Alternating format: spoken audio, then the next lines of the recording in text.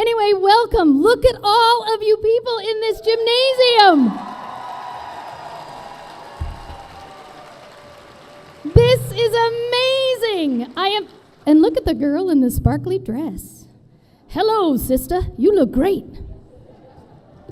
All right, let's get this going. Susan B. Anthony said, "The older I get, the greater power I seem to have to help the world. I am like a snowball. The further I am rolled, the more I gain." Well, my friends, this snowball is huge. And we are about ready to roll over the way things have been. The strength and the power in this room will make change happen in our town, our state, and our country. This is our time. Time to take back our power and continue down this path to create a voice that will never be silenced again.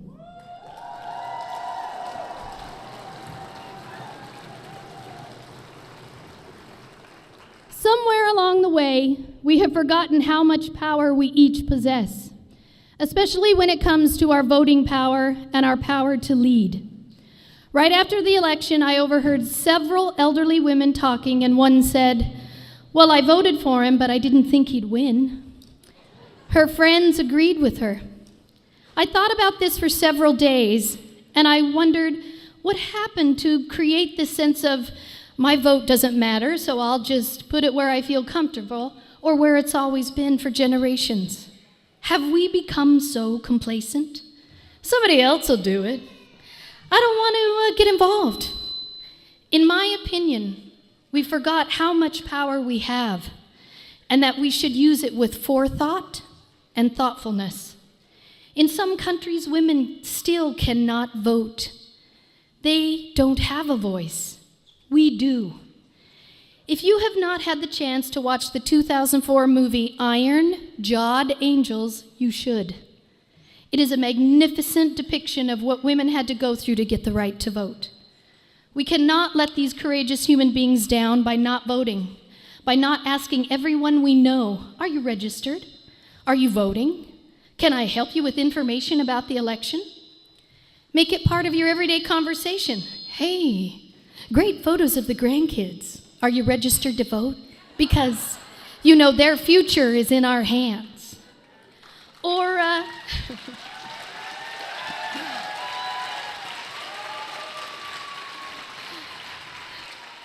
"Nice new car. Are you registered to vote? Because we're really going somewhere now."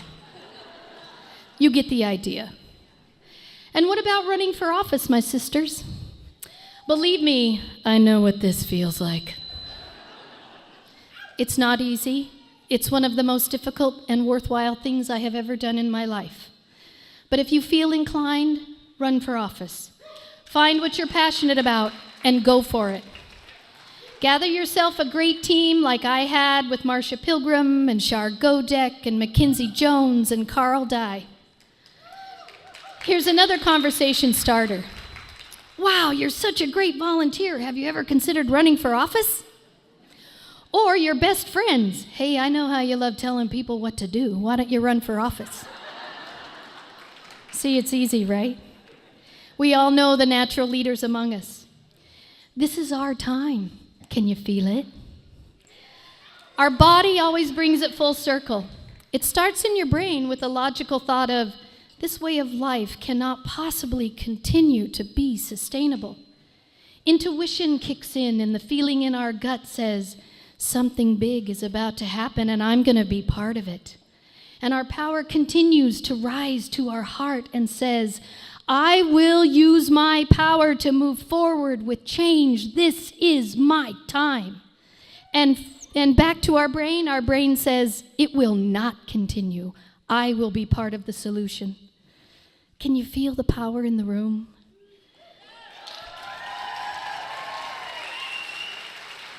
It's all of us together.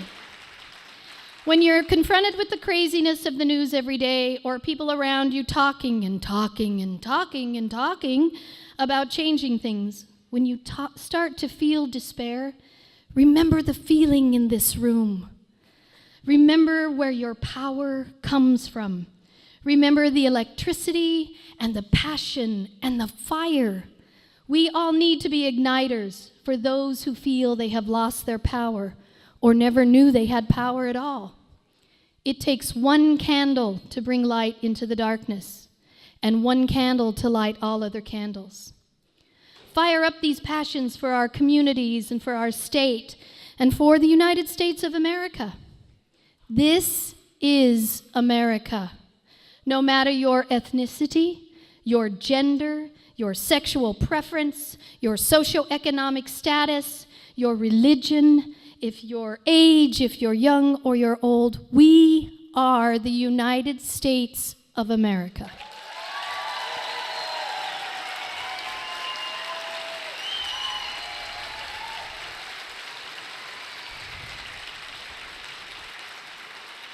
It is time to move forward thoughtfully, strategically, non-violently, and move forward and be heard.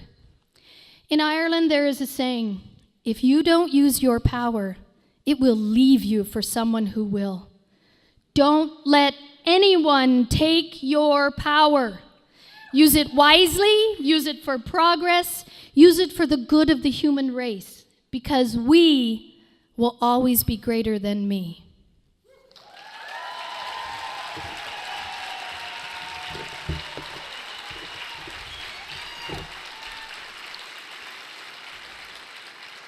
Thank you so much. Also, I want to let you know, too, that we had a little meet and greet before for Paulette Jordan, and we had over 70 people there, and that was very, very exciting. Our little community is, and our surrounding communities are really stepping up. So now we're going to have our first speaker, and her name is Rebecca Schroeder. Right? And she is running for State Representative District 4. She's formerly the co-chair of the National Advisory on the Cystic Fibrosis Foundation. And she's really passionate, with good reason, about healthcare. And she is a woman who is stepping up. And without further ado, I would like to introduce Rebecca Schroeder.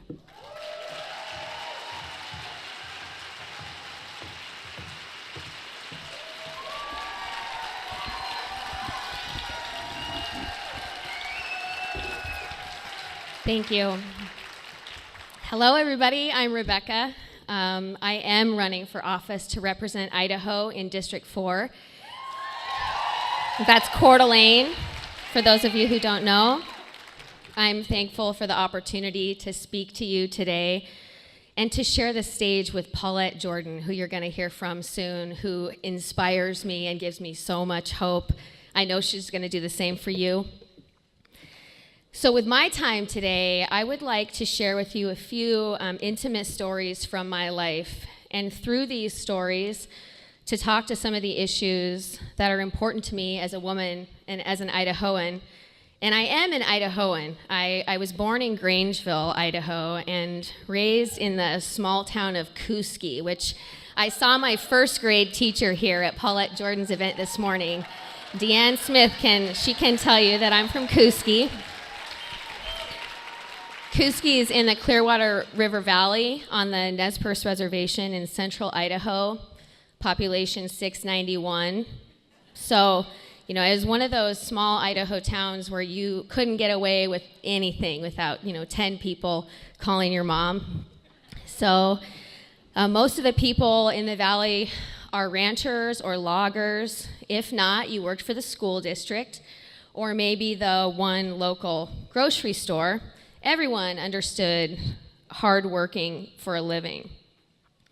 I graduated from Clearwater Valley High School in 1996, and while I was there in the early 90s, a man named Bo Greitz developed an extremist compound in the wilderness area outside my small, close-knit hometown.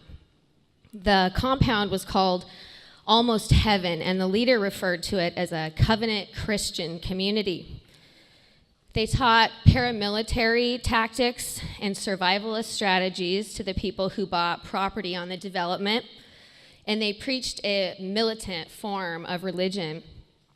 The leader of the group had been a military hero, but had morphed into a troubled man with an anti-government paranoia. And while he did not identify himself as a racist, he was tied to known white supremacists and promoted things openly, like the complete closure of the border with Mexico. Really, through his actions and his values, they were known as a white supremacist group in the valley. And while they were just building log cabins in the woods, we didn't notice them as much because everyone there just wanted to mind their own business. But when those extremists started inserting themselves into our local community by coming to our town meetings and aggressively interacting with the locals, it caused a lot of fear and a lot of problems in our small community. I worked at a restaurant between Kuski and Kamiah during high school called Jalinda's Family Dining. And that's where I waited on Bo Greitz on several occasions. He typically had his wife with him, and you could see the power that he held over her from a mile away.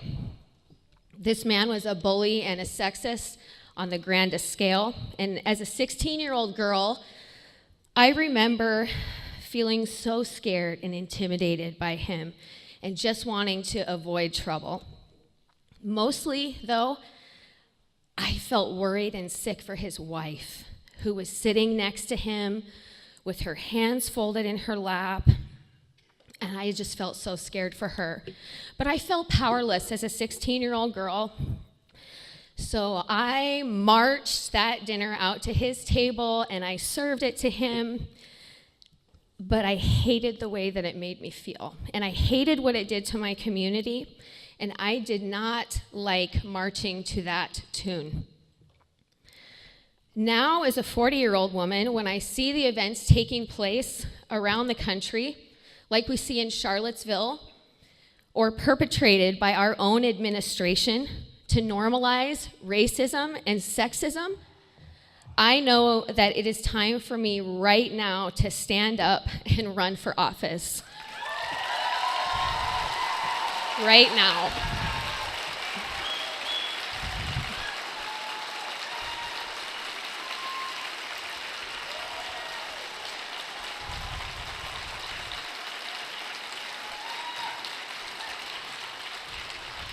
Because there is nothing to be gained by condoning the oppression of one group by another. And if we don't rise up for equality in every way right now, we risk losing the progress that our grandmothers and our mothers and our brothers and sisters of every color worked so hard to achieve.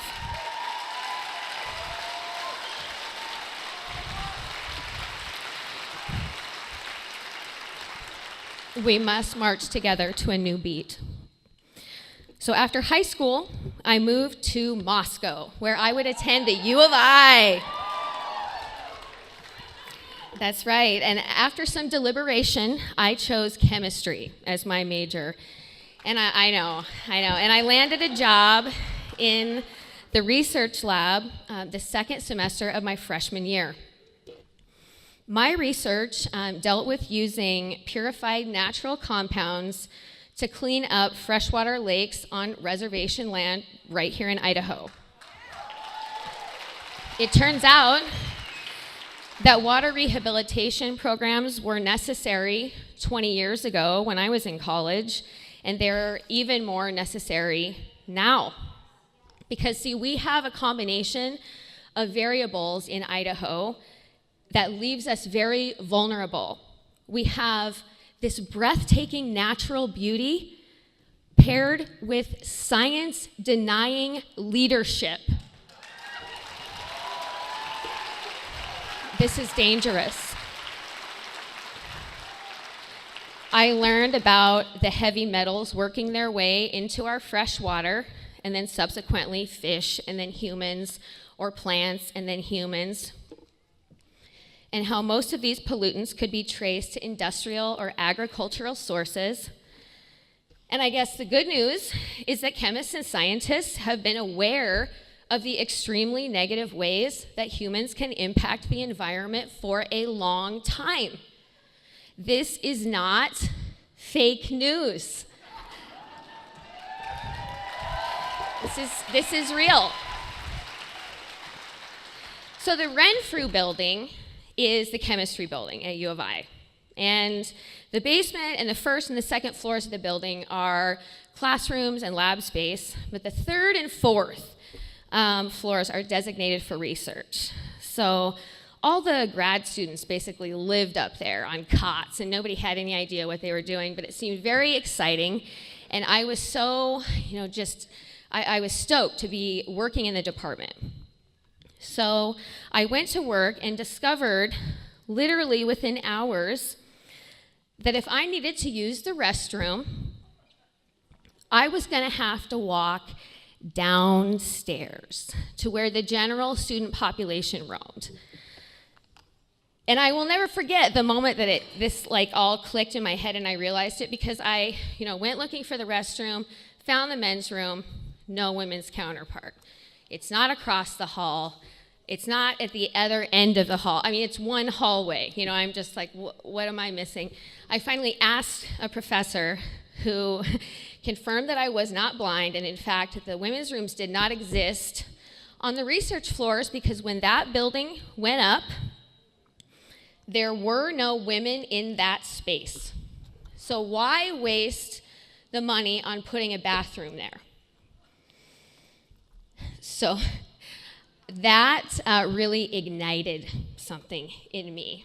And nothing motivates me more than being underestimated.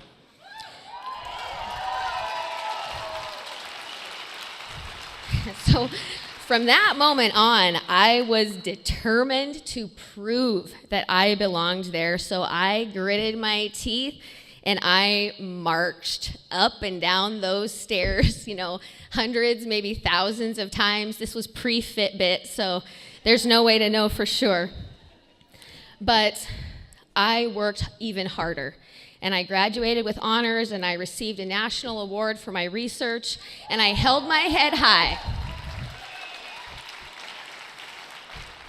Now, recently, within the last 10 days, our administration announced that the EPA is dropping a rule requiring mining companies to prove that they have the financial means to clean up the pollution caused by their activities.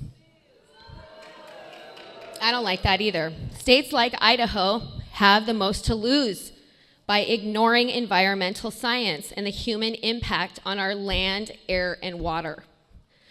We have one Idaho, and it is for the inhabitants to cherish, not for corporations to destroy.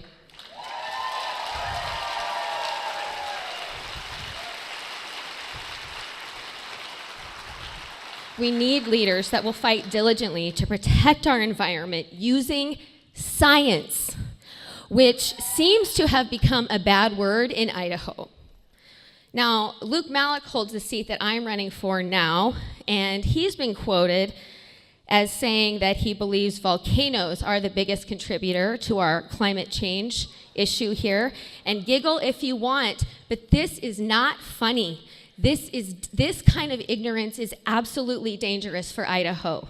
Environmental policy cannot be made by people's beliefs. We must use evidence-based science.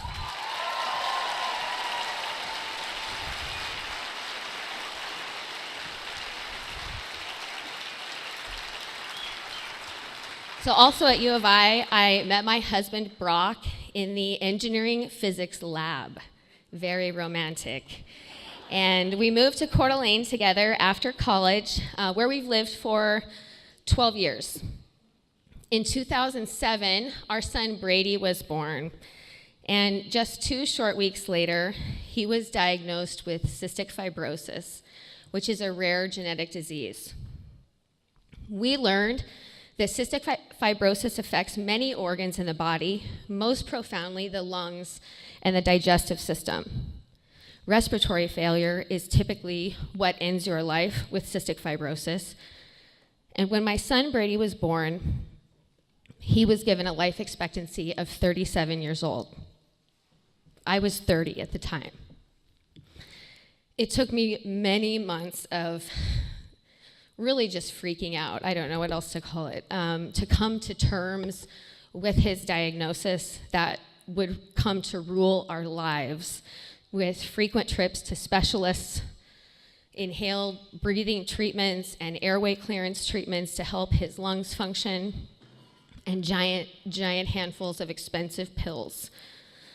Brady's 10 years old now. He still takes about 40 pills a day. So I spoke about my background in chemistry, and after my son was diagnosed, I turned to what I know, which is science, and I began attending the big national research conferences hosted by the nonprofit Cystic Fibrosis Foundation. Because although I had found a way to function, I was still extremely motivated to not have to bury my child.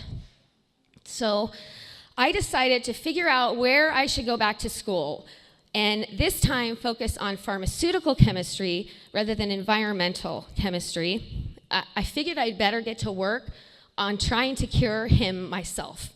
So I attend these conferences, and they are attended by thousands of the most brilliant biochemists and genetic scientists on the planet. And I quickly learned, to my delight, that the path to treatment for diseases like cystic fibrosis was already well into development. In fact, when Brady was only 4 years old, a new drug was approved by the FDA to treat a subgroup of patients that he fit into with a specific genetic mutation of cystic fibrosis. This drug treats his disease at the cellular level, adds immeasurable quality to his life, and is anticipated to add decades to his life expectancy.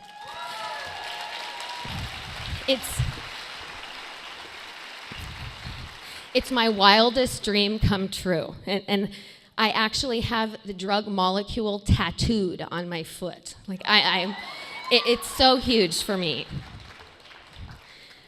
But I have to tell you that it's a special kind of torture to watch your child struggle to breathe.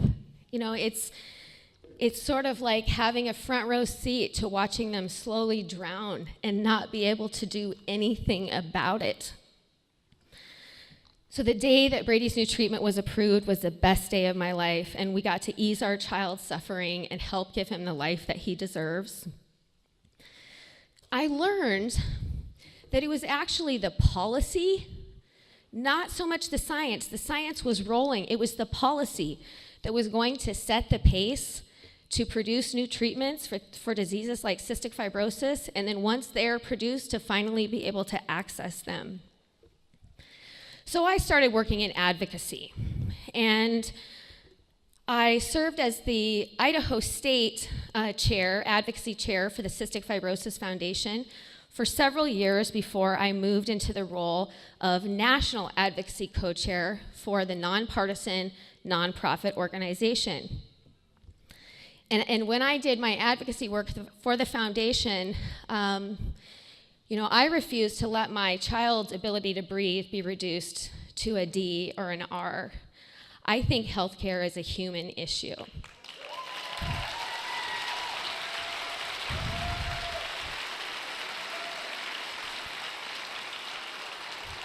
And I had the opportunity, because of this, to interact deeply with our Idaho lawmakers, both in Boise and in Washington, D.C. And I can actually thank them for motivating me to stand up here today. I am here because I have been banging my head against a wall in Idaho for nearly a decade. And as hard as I try, I feel like I have failed miserably as an advocate for children with rare diseases because I have gotten absolutely nowhere. One perfect example of that, Idaho is one of only 18 states that has not accepted the Medicaid expansion. And you're going to hear more about Medicaid expansion from my friend Emily in a minute. She's going to talk to you about all of the ways that we could benefit. But I can tell you from my perspective that over half of children with cystic fibrosis and more than a third of adults with the disease depend on Medicaid as a vital source of coverage. and they will tell you that it provides enormous value for them. For people with serious diseases like cystic fibrosis, access means everything. It is directly linked with life expectancy. And just a little ways north in Canada, where our neighbors treat cystic fibrosis with the exact same medicines, people enjoy an extra decade of life expectancy because they do not face the same obstacles to access care that we in America do. I can tell you, after sitting face to face with them for many years, Paulette aside, she's wonderful. I wish we could clone her. But many of our current leaders are not motivated by the needs of regular Idahoans. And they cannot be swayed by facts or the suffering of the people that they serve.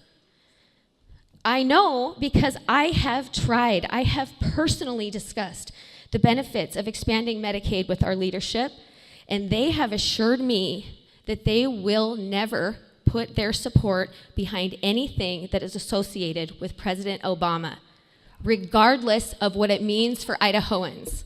They have used the term revenge politics in meetings that I've had with them. I'm standing here today, boo, yes, boo. I'm standing here today because I've spent the last 7 years meeting with people like our current representative, Raul Labrador.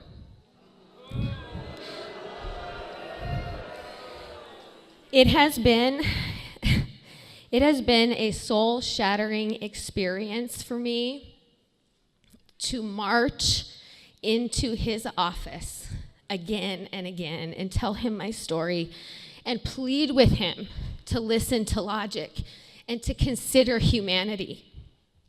I think that many of us have seen, especially over the course of the last year, that many of our leadership seems to be working against us.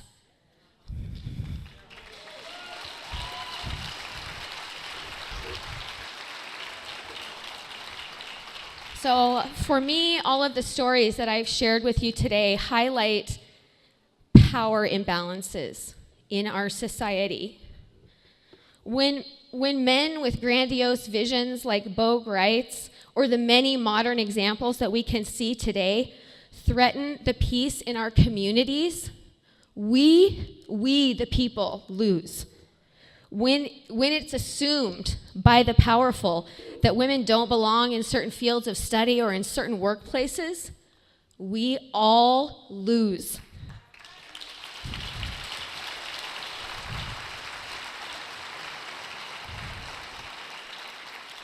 When powerful people ignore science and evidence that humans have a dramatic impact on our environment, we, the people, and Idaho loses.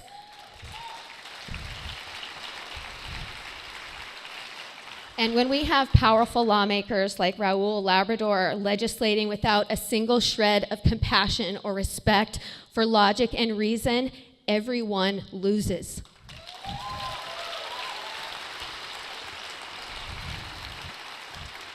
So for months before I announced my candidacy, I tried desperately to reject this idea of running. And I said no to Luke Mayville and to the Kootenai County Dems and to the cystic fibrosis families that asked me to run, because I actually love my new job now. I work as a personal trainer, and my family doesn't have a lot of money. We just paid off our student loans. We drove a Kia up here for the talk. I have a 10-year-old at home with special health care needs, and I honestly just want to chill out. We've been through a stressful, several years. I just want to do some yoga and hang out. But I kept hearing this voice in my head, and it got louder and louder and louder until it was screaming at me, and it said, "If not you, who?"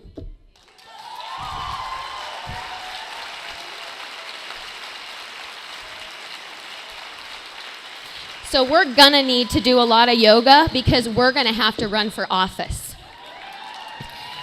If we want to change that power differential, we have to take seats at the leadership table. When I marched that chicken fried steak dinner out to Bo Greit's, in my stomach I felt fear. And when I marched up and down those steps in the chemistry building, I felt bitter determination. When I marched into Representative Labrador's office, I just feel sick. But I'm done marching to their tune.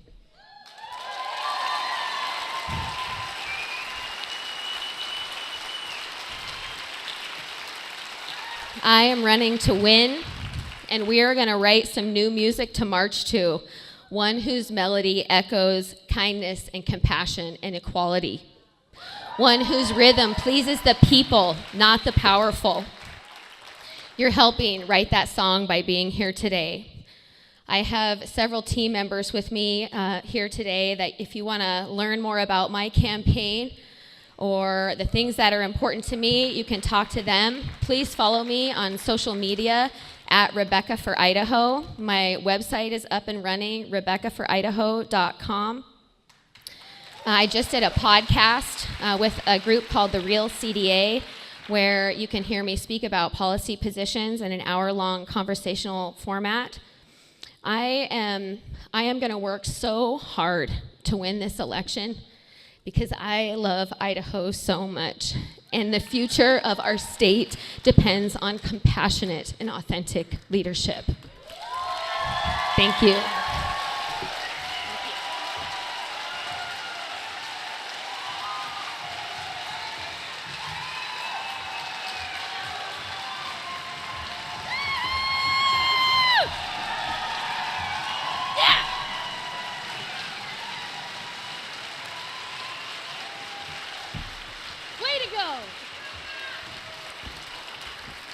Super fantastic, right?